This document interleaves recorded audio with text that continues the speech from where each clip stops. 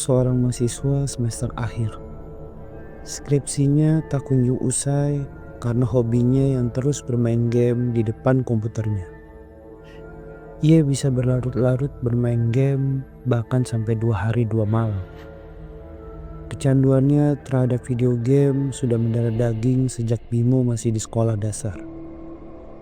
Tok tok tok, suara pintu kamar terdengar. Ibunya memanggil dengan lantang.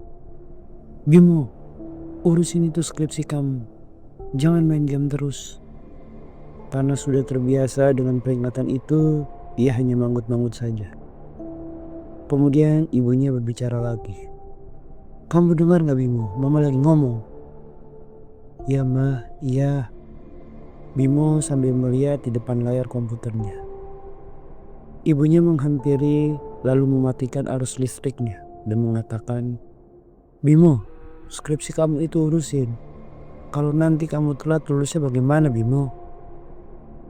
Bimo pun menengok ke arah ibunya. "Mah, Bimo tahu kok lagi skripsi. Tapi ini cara Bimo biar nanti fresh lagi."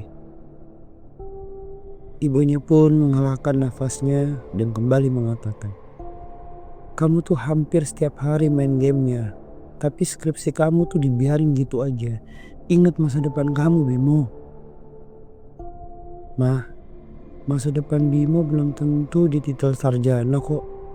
Bisa aja Bimo setelah lulus masih susah nyari kerjaan. Toh bukannya yang terpenting itu skill kita ya, bukan dari selembar kertas," ucap Bimo. "Kamu tuh kalau dikasih tahu alasan terus. Sarjana itu penting buat masa depan kamu Bimo." "Ah, sudahlah. Terserah kamu saja. Mama capek kasih taunya." Ibunya pun keluar dan menutup pintunya dengan kencang. Akhirnya Bimo kembali melanjutkan permainan gamenya. Tiba-tiba terdengar suara azan subuh berkumandang. Bimo rehat sebentar, membuka earphone di kepalanya, dan kantung matanya pun sudah terlihat sayup.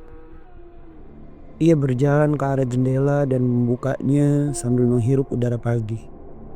Dan meskipun Bimo sering bermain game, ia tidak melupakan kewajibannya, yaitu beribadah. Selepas azan usai, Bimo keluar dari kamarnya.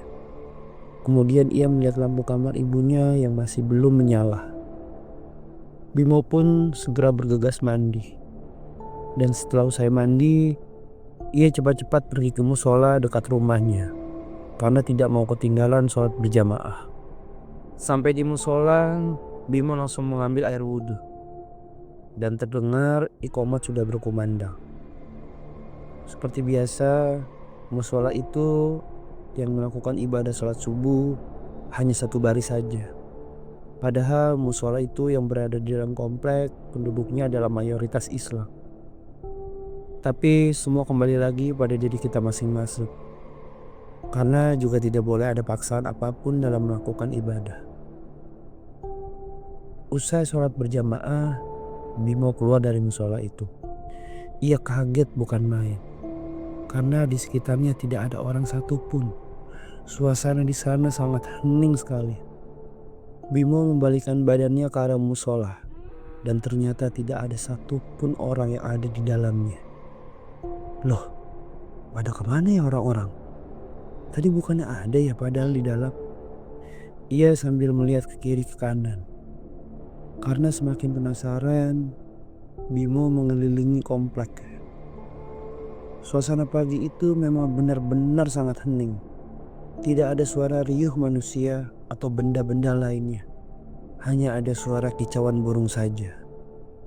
Rumah-rumah di sekitaran komplek juga seperti tidak ada penghuninya. Pikiran Bimo semakin tak karuan.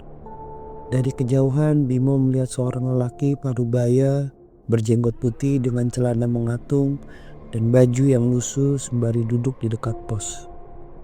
Ia langsung menghampiri lelaki tersebut. "Pak, maaf, permisi Pak." Bimo memanggil. Lelaki itu duduk sambil menutup kedua matanya. Ia menegur lagi, tapi tetap tidak digubris. Bimo mencoba ketiga kalinya dengan nada yang cukup arogan. "Pak, kok diem aja sih? ternyata tidak dijawab juga.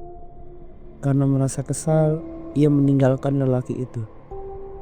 Hanya beberapa langkah kemudian, lelaki itu menjawab, "Hai anak muda."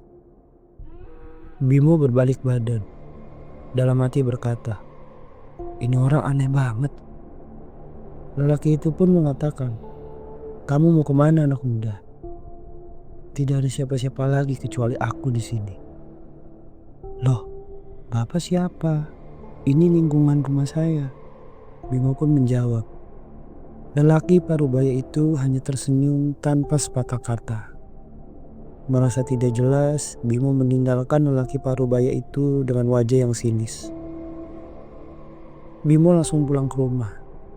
Sesampai di rumah, lampu kamar ibunya masih juga belum menyala. Takut terjadi yang tidak-tidak, Bimo segera mengetuk pintu dan mengatakan, "Mah, udah bangun belum mah?" Namun tak ada jawaban di dalam kamar.